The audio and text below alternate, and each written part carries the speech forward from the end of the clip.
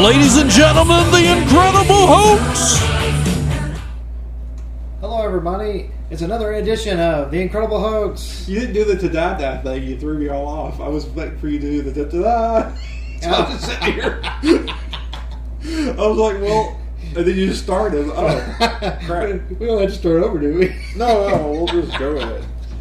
As you know, our show isn't exactly always fluid. Hey, we're unscripted, folks. You know, we just kind of just... Yeah. I mean, we said before that we basically talked about 5 minutes what we're going to do, and then we just do it. Yeah, exactly. So and you were like, shame on you if you think we have a tone. Yeah. Yeah, if you think we got things like, you know, a theme, you think of things we got like prep work. You do prep work. I take that back. You do prep work. Yeah, I try to do the prep. I make it all up as I go. And I've got my contacts. All right. I'm doing this whole self-improvement type thing. Mm-hmm. And I've lost 20 pounds since the first of the year. Awesome. And I had a goal by the end of February, and I've met it. Awesome. So that makes me that much more of an incredible hope. And you look good by yourself, by the way. Oh, thank you. You're an attractive man. Well, And now it's on you. film. Oh, you're too. I do that.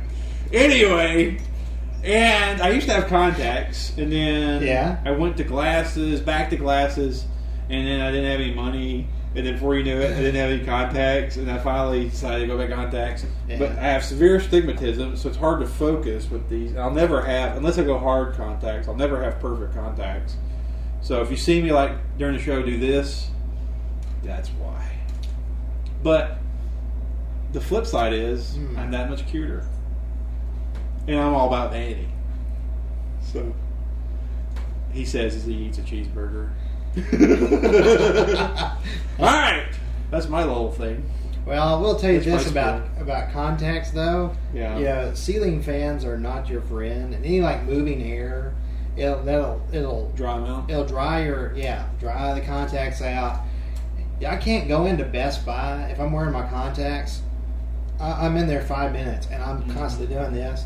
And you'll have like the Best Buy people come up. Can I help you? And you're just like, I'd give you $20 for Visine. You know.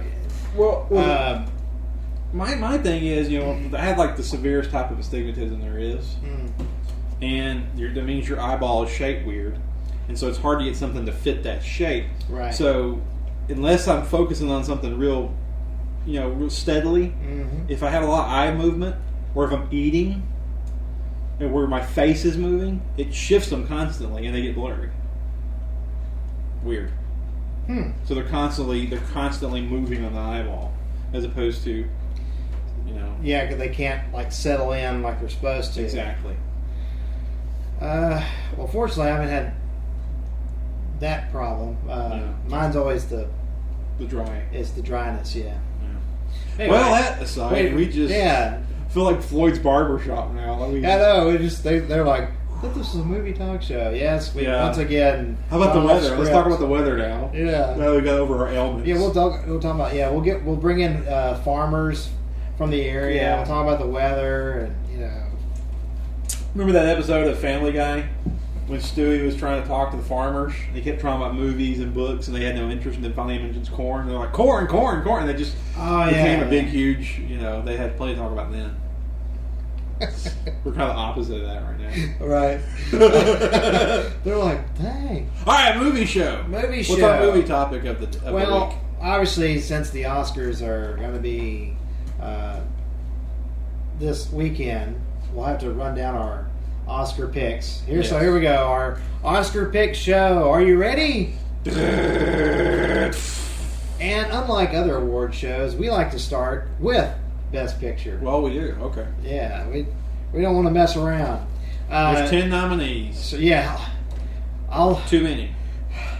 I have the energy to read all 10 names, and here we go. Well, I know we agree on Best Picture, so why don't you just read that one last? Black Swan, The Fighter, Inception, The Kids Are All Right, The King's Speech, 127 Hours, Toy Story 3, True Grit, Winter's Boon, and The Social Network. All right. So that's your 10 nominees. There's your 10 nominees. We saw all of them. We saw every last stinking one of them. Yes. Yeah. They tied us to a chair like Alexander DeLarge on Clockwork Orange. And as we said at the last show or 2 shows ago, wherever it was, whenever we talked about it, they were actually 10 good movies. Not all great, but they were all 10. I didn't hate any of them. I will say that that all 10 were good movies. There wasn't one of those I was like, oh God, how could they nominate it? Like some years. Some years we were like, really? Yeah, and sometimes the winner you're like, oh my God. But yeah, this wasn't one of those years. Yeah, at They least were all at least okay. At least all of them had something about it we liked. So, Right. very cool indeed. So I guess start with a prediction of who you think will win. Who I think will win. Yeah. That's a tough one because at the very end of the year, Social Network was cleaning house. Right. But then King's Speech has been building up momentum. And Social Network has won all the awards up until, I think, BAFTA, the British one. Yeah. I think King's Speech won the British one, but King's Speech is a British movie, so... Yes. But then I think the Directors Guild also rewarded King's Speech, with director at least. And that usually is a big indicator. Yeah, that's usually... So... That surprised me. And knowing how the Oscars are, even I like King's Speech. It was one of my top favorite of the year. Sure. So it's not going to crush me if it wins or anything. My prediction of who will win will probably be King's Speech. Yeah, that's what I kind of intimated on an earlier episode, that I think the best... We did talk about that, didn't we? Yeah, briefly. Then we said, let's hold off on our picks. So Here we go. I think the Academy, they're kind of known for being kind of old-fashioned, and they're safe. Yeah, they like safe picks, things they can relate to, and they tend to be very drama oriented. It's just dramas that usually get nominated. We talked about that as well, as how they just have this kind of snob attitude toward other genres. I really wish they'd stop that. Just pick the best movie. That said, I think the King's Speech will probably win because it is something that they can relate to. Yeah. The Social Network is about social media, Facebook, and a lot of the Academy more of our times. Yeah, it's so modern. You have a lot of older voters in the Academy still voting, and they don't relate to that. And King's Speech feels more important. You know what I mean? Well, like the historical. Yeah, this is adorable, and it's about a king, even though a king is about as useless as Ron McDonald these days. And him being able to overcome his speech problems to be able to be a important figure. It feels important. In World War II, you're like, okay, now they brought war into it, So, after you watch that movie, that's the speech that won the war. Exactly. Oh, that's why we won World War II. Oh, yeah. Had nothing to do with the atom bomb. Had nothing to do with the Russians, just persevering like nuts. It had nothing to do with Patton's massive march through Europe that was unprecedented. No, it was the King's Speech that won the war. And Churchill, who's he? Churchill. He spoke just fine. He actually was a stutter as a young man. Was he really? Yeah. But yeah, it's a safer pick, and so I think they'll go that route. But we've said before, our pick is So the Oscar goes to. It will go to the King's Speech. No, I meant for us. Oh, for us. Yeah. The Hoke Oscar. The Hoke Oscar goes to the Social Network. And we both agree on that. That's the best movie of the year. And I actually watched it a second time recently. And I was worried that it wouldn't be as resonant, important, whatever you want to call it. Right. It's phenomenal. It repeats well. It's not a movie I want to watch often because I want it to stay fresh. So I probably won't watch it again for another couple of years or something. But yeah, it held up nicely. Yeah, Fincher's films are like that, like Fight Club. That's another one. I don't want to watch it often because I don't want it to lose its impact power, because it really throws out a lot of ideas. Right. His films really are a lot about a lot of ideas of the mind. Yeah. All right. Next, let's do Best Director. What do you think? Let's do it. Nominees are Darren Aronofsky, Black Swan; David O. Russell, The Fighter; Tom Hooper, The King's Speech; David Fincher, The Social Network; and the Coen Brothers for True Grit. All right. Who will win? And yeah, who will win? Who will win will be Mr. Hooper for King's Speech because the Directors Guild awarded him, and he'll probably win Best Picture and Director and Picture 92% of the time go hand in hand. Right. Although in the last 10 years that's not been the case as much. But I would say that it will be him just because of, like I said, those two reasons. Yeah. Well, I'm going to go against the stream here. Okay. And I'm going to say I just have a hard time believing the Academy will pass David Fincher again. Yeah, that's who should win. And I think yeah. So I'm going to say they're gonna get it right. I think David Fincher, his directing job on The Social Network was clearly tops above anybody this year. So I'm gonna say the Academy will surprise people and agree with me. So who should win would be David Fincher for me, Okay, and our pick. our pick. Yeah, David Fincher to me should win. I agree. My pick because it's a director's film. It's a powerful film. It's got all kinds of layers going on there, and a lot of that's into the script. I know. So he's working off a great script. So as a writer, I gotta throw a shout out to the writer. Sure. But I mean, it's edited. Actually, the editing in there is flawless. If we were doing editing, I would say it should win. The editing is just superb, bouncing back and forth, and it maintains a level of intensity throughout. It's not lost. He manages to craft it in such a way where you're empathetic and sympathetic and angry at all the right moments with the right characters, Right.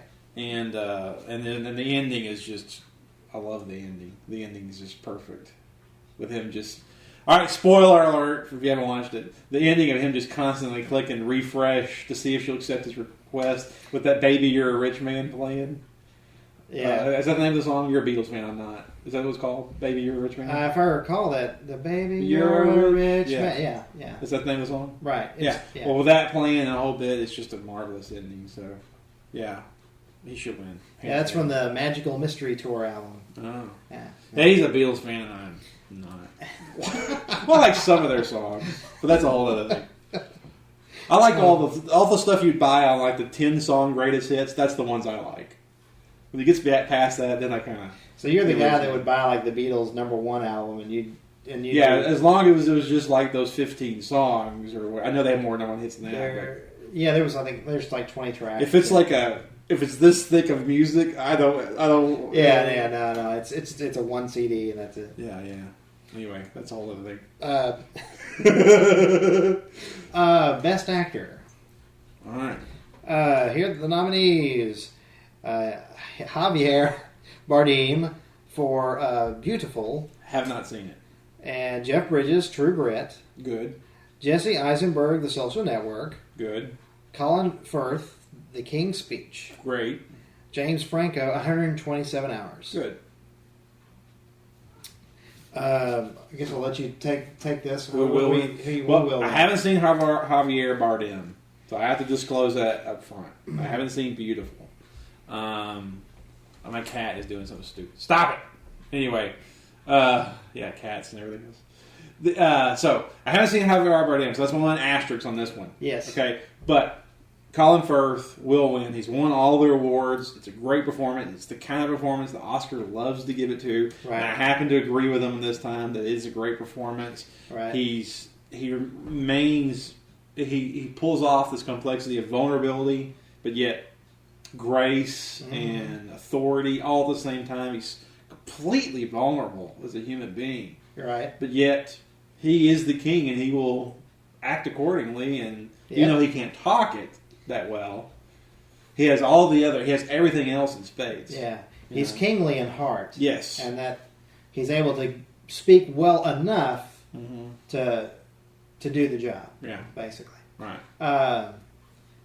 I thought it was wonderful. I thought as far as like a best performance of the year, I thought it was clearly tops. In my opinion, I thought Colin Firth was extraordinary. He brought so much. You believe this guy is royalty. I mean, you buy that this guy is a son of a king, and He kind of pulls that off, but you also believe that this is very much a loving father. Right. And so he's not just a one-dimensional character. There's so many shades to his performance. Great job. And this is a guy, Colin Firth, I have to say this. This is a guy that years ago, back in like 90 and 91, I had saw this like independent film. And it's not a particularly good film, but I have to say it was kind of a guilty pleasure. It's called Femme Fatale. And you may remember that I was really big on this movie. I remember that movie.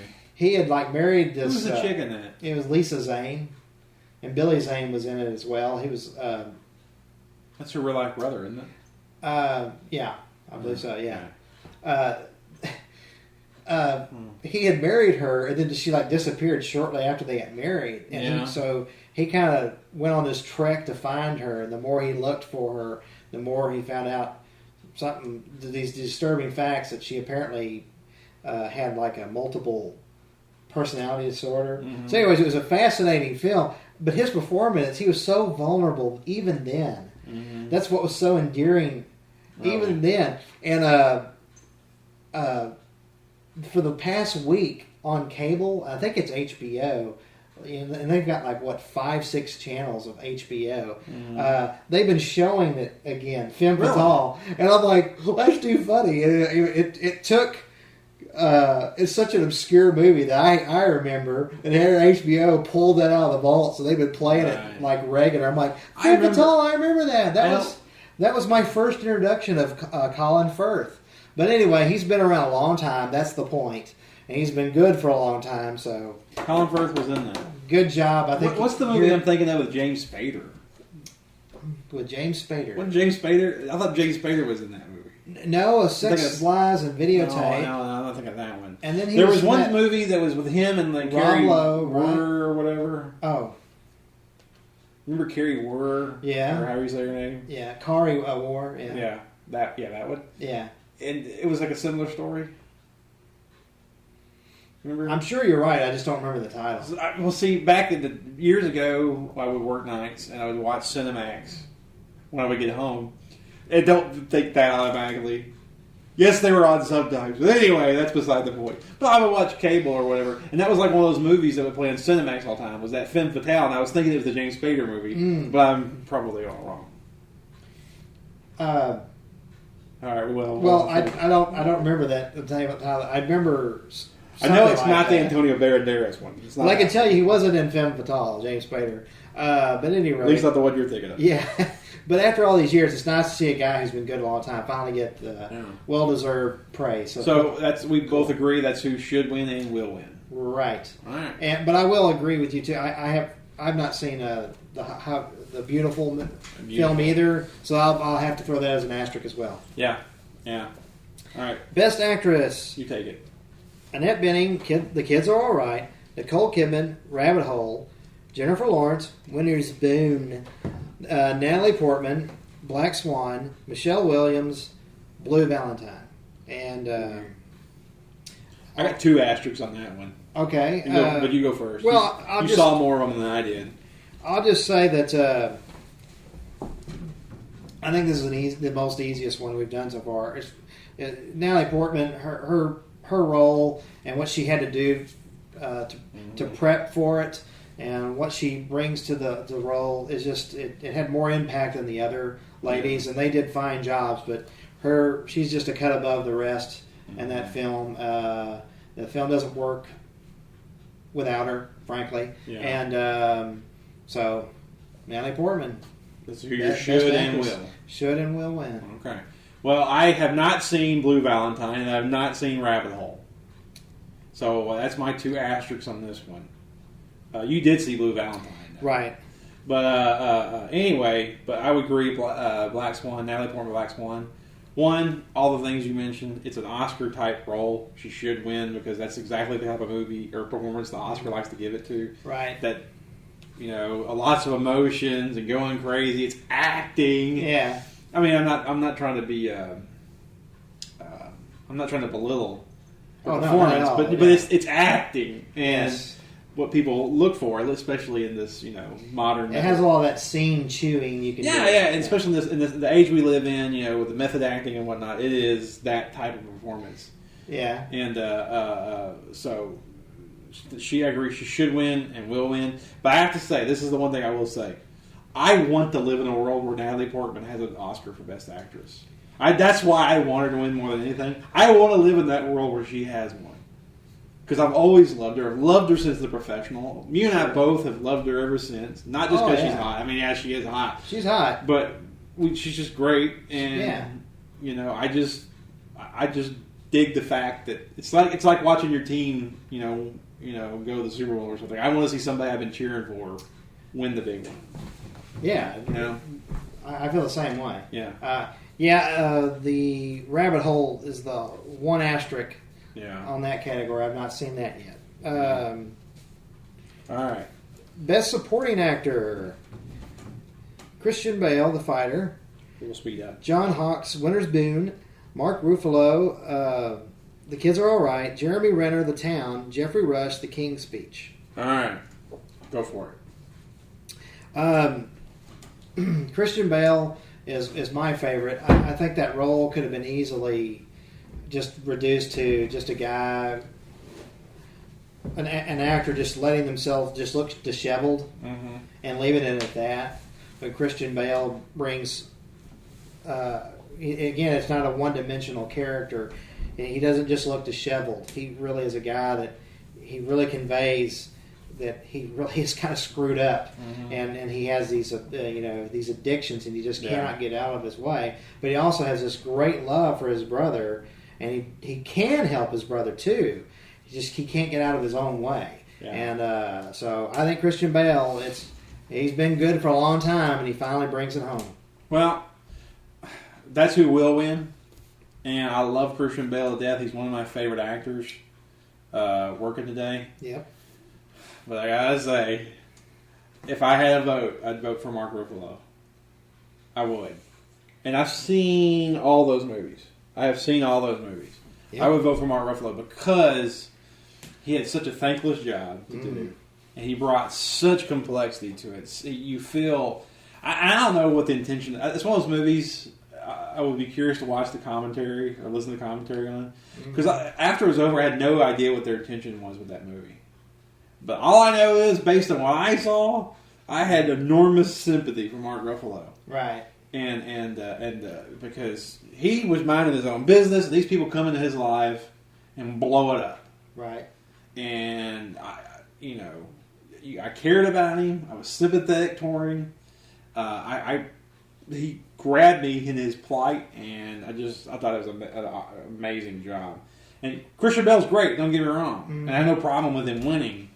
But it was his performance was more about the tics. He was acting again. You know what I mean?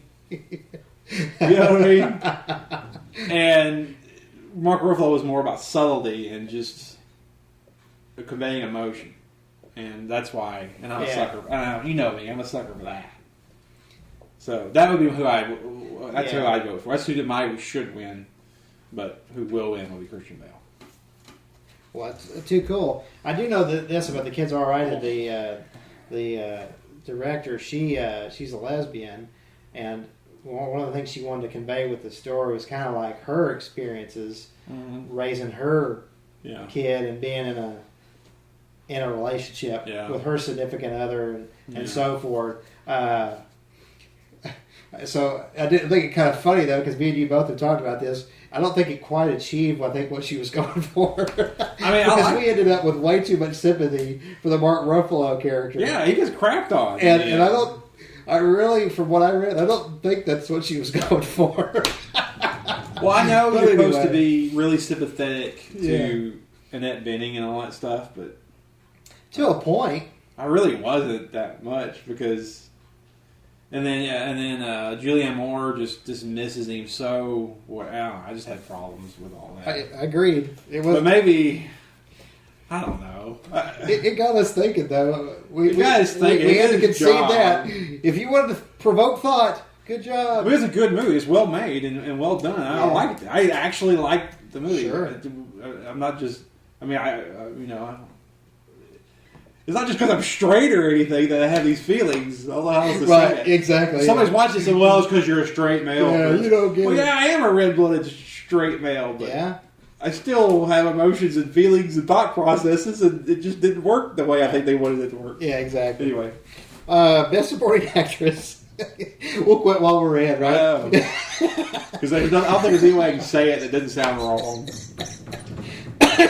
I'll just stop. All right, Best Supporting Actress, Amy Adams, The Fighter, Helena Bonham Carter, The King's Speech. I guess the easy way to say it is I was rooting for the home team. That's the easiest way I can say it. I was rooting for the home team. Oh. All right, there. Okay, now I've said it. All right. All right, start over. Supporting actress. Full disclosure on this show. Best Supporting Actress, Melissa Leo, The Fighter, Haley Steinfeld, True Grit, Jackie Weaver, Animal Kingdom, Amy Adams, The Fighter, and Helena Bonham Carter, The King's Speech. Saw all of them, but Animal Kingdom. Have not seen that one. Yeah, that's the lone one I haven't seen yet. All right. Did you want to take it? Yeah, let me say it first. Who will win? Who will win will be Haley Steinfeld because the Oscars love, and I mean love, giving first-time actresses supporting actor Oscars. Go look at your history. It's full of it. They, well, I mean, but yeah, they're full of it. They love doing it. And to be fair, there's a few times it's kind of like, really? But this is like, no, I would have no problem with her winning. I don't know if it'd be my should win. I'm somewhat ambivalent. I don't know if I have a clear-cut favorite in this one because they all have different pluses and minuses. So I would just say Haley Steinfeld will win, and I have no problem with her as a should. If I had to vote, I would probably give it to her. And for the main reason why is because she stood out. The rest of them didn't like stand out to me. She did. You know what I mean? After the movie, after those other movies were over, I wasn't like, oh my god, Michelle Leo, or however you say what her name is. Melissa Leo, whatever. Melissa Leo in The Fighter. Yeah, she played the mother in The Fighter. Melissa Leo, I didn't do that. But after True Grit, I was like, yeah, she was pretty good. So that's my take on it. And you may be right. I'll start with who I think should win. I think Melissa Leo for The Fighter should win. Really? She was. I just thought she was outstanding. You know, she just embraced it. She's been around for a long time. This is she's not new to the party. She's been around a while, folks. And a character actress, a veteran, and really she was able to kind of really strut her stuff and bring her years of experience of acting into this role. Did an outstanding job. And who do I think will win? Again, I'm going to go out on the limb. I'm going to say she will pull it off. She won the Golden Globe. And I do know that there's a bit of controversy that she did take out a newspaper ad to throw that out there because she was getting no press. After the Golden Globes, she was getting like no press for the Academy Awards or whatever. And so she got some controversy. You're not supposed to do that. I'm like, well, no one knows who she is. And she knows this is going to be this could be like her last chance. Well, I don't really blame her. I mean, luckily for her, the Oscar vote isn't like NASCAR where they deduct points, right? You know, so that I can't imagine being an Oscar voter going, you know, she did take out. I'm gonna judge it on performance, right? So really, because the thing I read, it wasn't like she was. It was obvious she's not really like a self-campaigner, you know, someone that wants the attention. It's an entertainer like Lady Gaga. It's all about, look at me. Yeah, And, you know, it's like, well, she's not doing that, folks. I just think she, you know, she obviously she doesn't have a very strong agency. Yeah. And she's not, like, involved in a TV show or another big movie to help sell herself and put herself out there. Yeah. So, well, I know a few actors that ain't too much different than her level. Right. You know, I know some of them just not personally, but I think I know probably a couple that would fit into her level, and they're just regular people. Yeah, they don't make a lot of money. I bet you Michelle Leo don't live that good. Yeah, and the budget on that film was only $11 million. Yeah. I guarantee you, she made whatever the minimum was. I don't know. It wasn't as much as people think it is. Yeah, yeah. So a lot of these actors I know, they're starving artists, or if they do work reliably enough to stay steady, they're constantly trying to get that next job to make a check. So sure, that's what I say. I have no beef with her doing a little, self pub. Yeah. What's our last step? What's our next one? What are we doing next? Well, that was it. That's the big five. Yeah. Okay. That's our. All right. Well, I'll throw this one out. This is the miscellaneous. Yeah, miscellaneous. Social Network will win Best Screenplay, and it should win. And as long as that happens, I don't really care too much about the rest. But by God, if that better win Best Screenplay. Yeah, if they open it, don't say Aaron Sorkin. It's like, what are you doing? It'll be freaking robbery. Yeah. If he doesn't win, there should be riots in the street. You can make the argument. I think that's what we are making the argument. Of all the nominees this year, the most clear-cut can't miss, should win the Oscar, should be Aaron Sorkin for that screenplay. If he is a fantastic. Nobody did their job. If all the people nominated for anything, nobody did their job better than he did for that script. Right. Period. Right. I agree. Well, that's our Oscar pick show. Let's go into our wrap-it mode. All right. Ready? Wrap it up. Movie rental suggestion. I would like... I thought of this one today.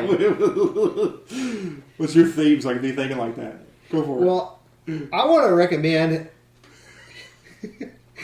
You're scaring me over there. We were talking about it earlier. Yeah. I have been so busy lately. Yeah. I haven't even watched a movie in a while. Probably 2 weeks or more. Yeah, I think Social Network was the last movie, and that's been a couple of weekends ago. I haven't had time. Right. I haven't been to the theater for a while too.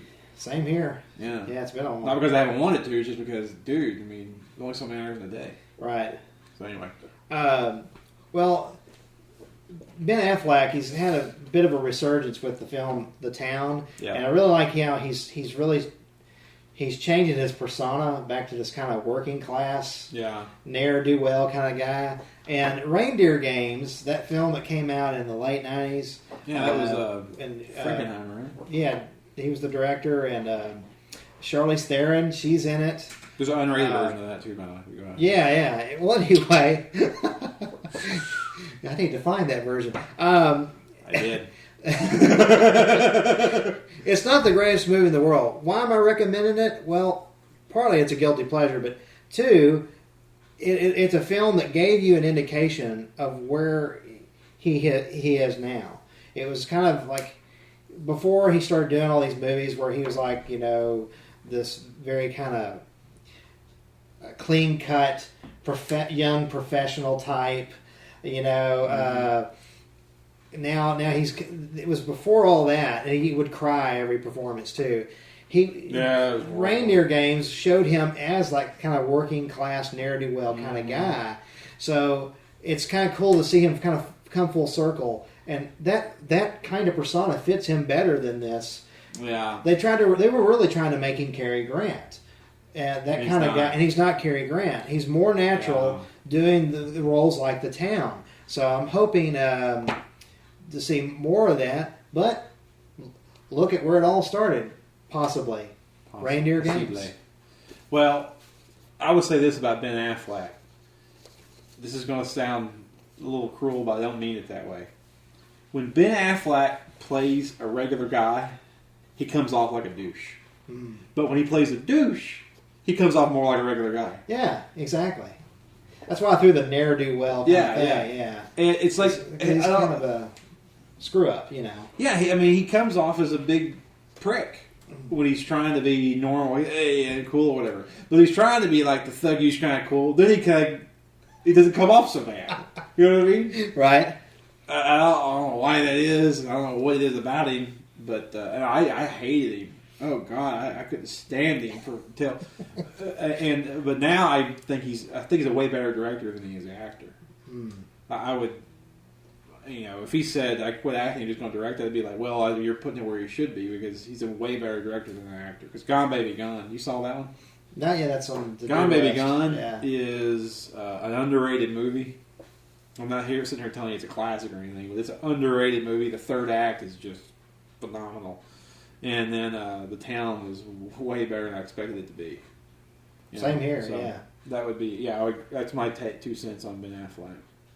No, I need to suggestion of a week. Well, you could, Gone Baby Gone could be yours. Have I done that one? No, not on this. All right, Gone Baby Gone. You're written Gone Baby Gone. The third act. Okay, it's a normal movie until the third act. Third act, it becomes something completely different. And I'm not going to tell you what it is. You got to watch it. It becomes, and I almost wish they'd seen it so I could tell them about it. I almost wish you'd seen it. Yeah, I know. I'm like, now you got me kind of. I'm ready to go buy the store. The third act goes into another kind of like No Country for Old Men, where the third act. I'll compare it to that. No Country for can't talk. No Country for Old Men. That one.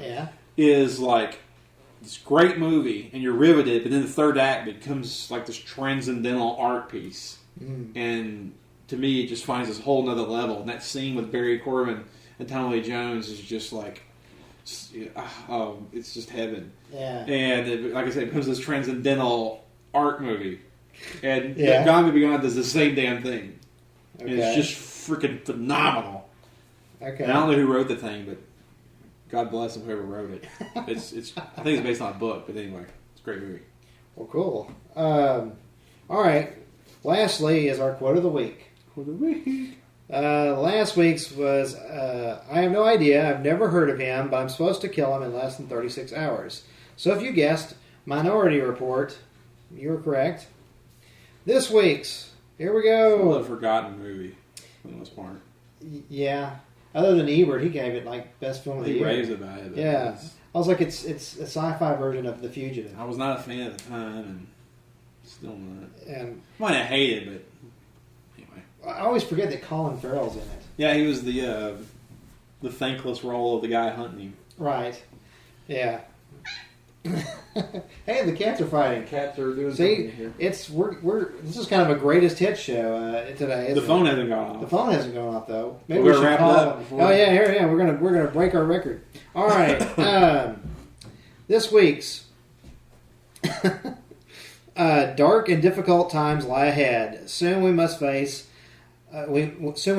face the choice between what is right and what is easy. Let me do that again. Yeah, you're gonna have to. Dark and difficult times lie ahead. Soon we must all face the choice between what is right and what is easy. That is this week's quote of the week. That's a great quote. If you want to guess it, go to Facebook wall, Global Hoax, and post it there. Or email us at hope@redseatelevision.com. I got a brain lapse there. We got the email address. hope@redseatelevision.com. Correct. Well,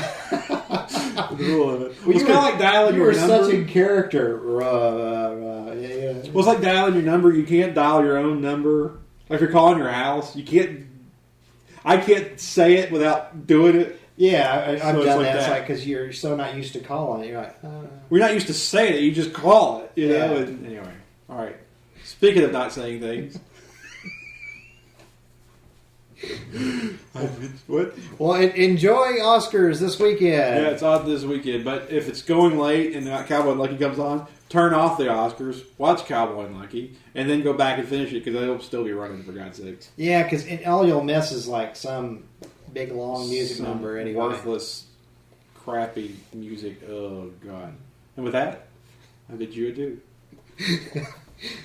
Bye, everybody. There's no black swan like this black swan. It's a black swan. You know it's going to be some stupid hammy number like that. It'll be it might be decent because of James Franco. James Franco and Anne Hathaway hosting. Pretty good. Yeah. That works out pretty nicely. It's like, I'm in a movie and I have to cut my own arm off. You know there'll be the obligatory shot of him like off stage as they read the nominees. Right. Him standing there.